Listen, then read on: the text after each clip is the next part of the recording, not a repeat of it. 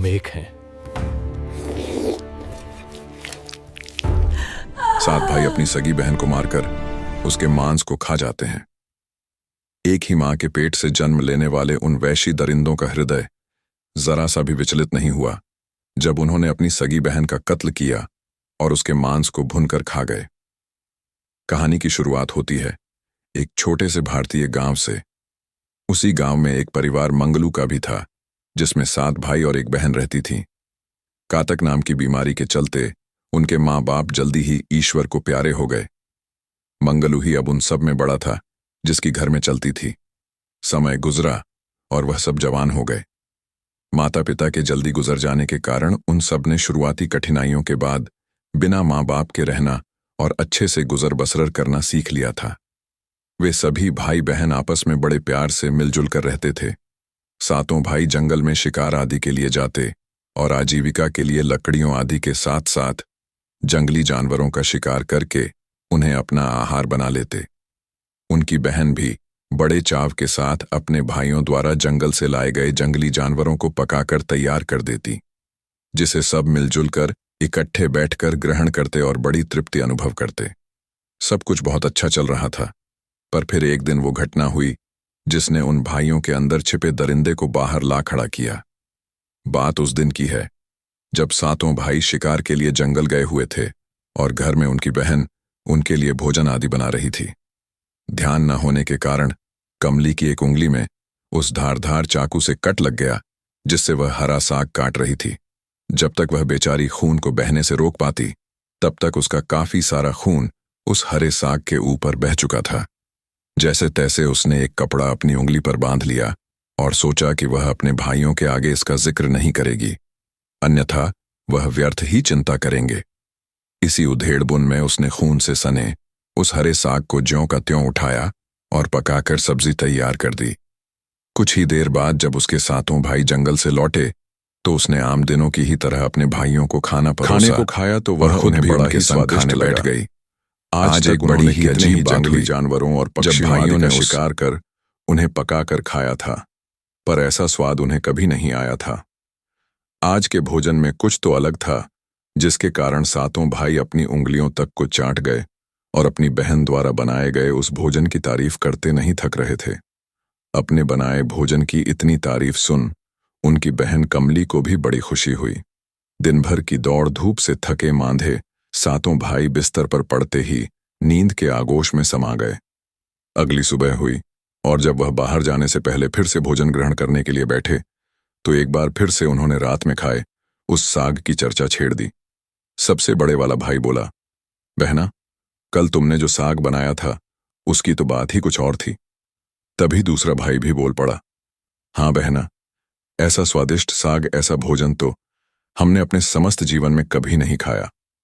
भाइयों से एक बार फिर श्याम के साग की तारीफ सुन बहन अंदर ही अंदर बहुत खुश हुई और मुस्कुराकर रह गई। भोजन करके सभी भाई फिर से जंगल में अपनी आजीविका के लिए शिकार और लकड़ आदि लेने के लिए चल दिए। पता नहीं क्यों, पर अभी भी उन सब के मन में रह रहकर उस श्याम वाले भोजन के ही विचार चल रहे थे।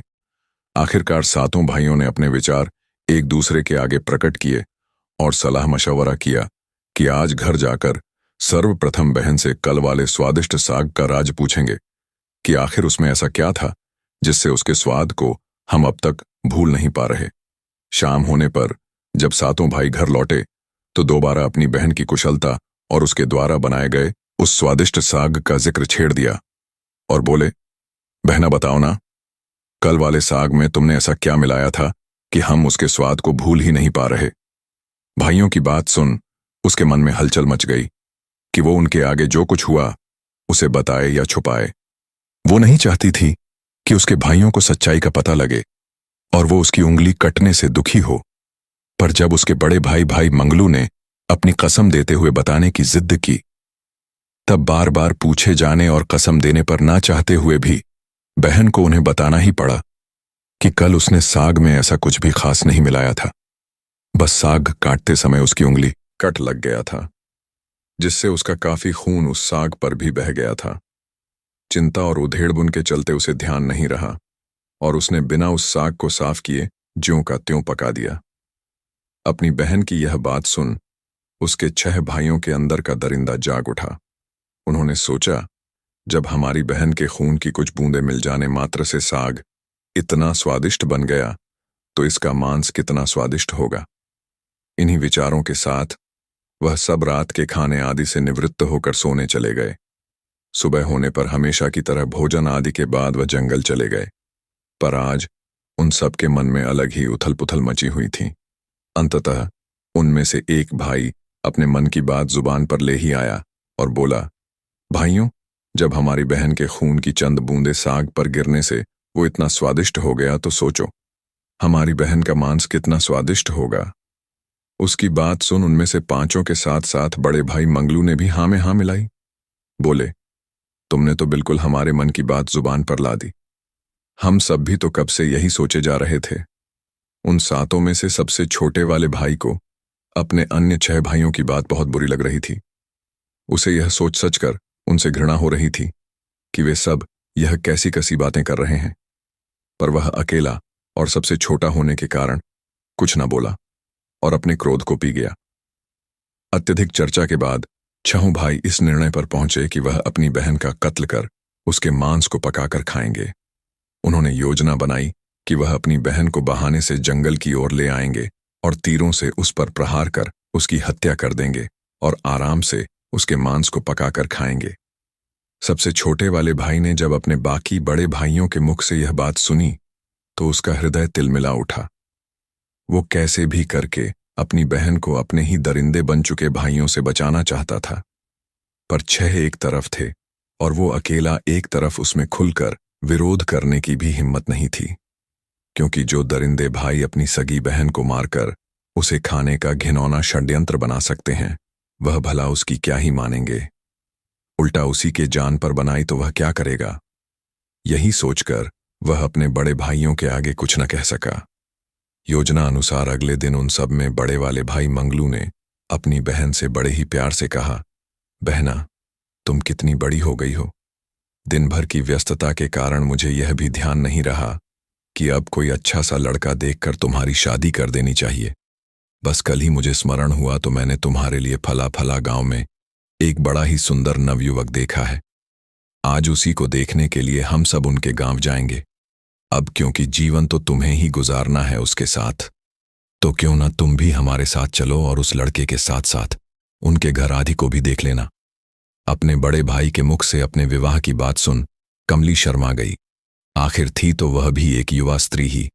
उसके भी अरमान थे कि कोई सुंदर नवयुवक उसका हमसफर बने, जिसके साथ वह खुशी से अपना जीवन बिताए। बड़े भाई के मुख से विवाह की बात सुन उसे अंदर ही अंदर बड़ी खुशी हुई। वह विचारों में खोई ही हुई थी कि मंगलू फिर से बोल पड़ा, जल्दी से तैयार हो जाओ बहना, हम अभी उसको देखने चलेंगे।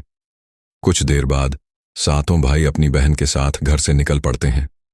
जब वे जंगल से गुजर रहे थे तब उनकी बहन ने पूछा, भाई और कितना दूर है।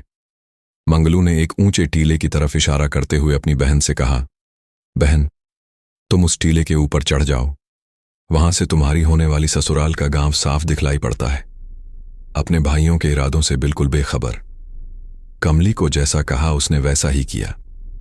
जब वह ऊंचे टीले पर चढ़कर देखने लगी, तभी उनमें से कुछ भाइयों ने उसे टीले के साथ लगते पेड़ से बांध दिया।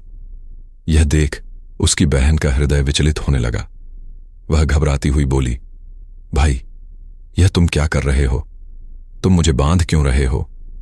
तब बड़े भाई मंगलू ने घिनौनी हंसी हंसते हुए कहा, माफ करना बहना, जब तुम्हारे थोड़े से खून से ही साग इतना स्वादिष्ट बन सकता है, तो तुम्हारे मांस का स्वाद कैसा होगा। बड़े भाई के मुख से यह बात सुन कमली के पैरों नीचे से धरती निकल गई। पल भर में ही उसे सारा माजरा समझ आ गया कि उसके विवाह की बातें तो सिर्फ एक जाल था, उसके पीछे का असल इरादा तो यह था। मारे घबराहट के वो थर थर कांपती हुई बोली, यह तुम सब क्या कर रहे हो? क्या तुम भूल गए कि मैं तुम्हारी सगी बहन हूं? अरे जालिमों, उस ऊपर वाले से तो डरो, पर उन दरिंदे बन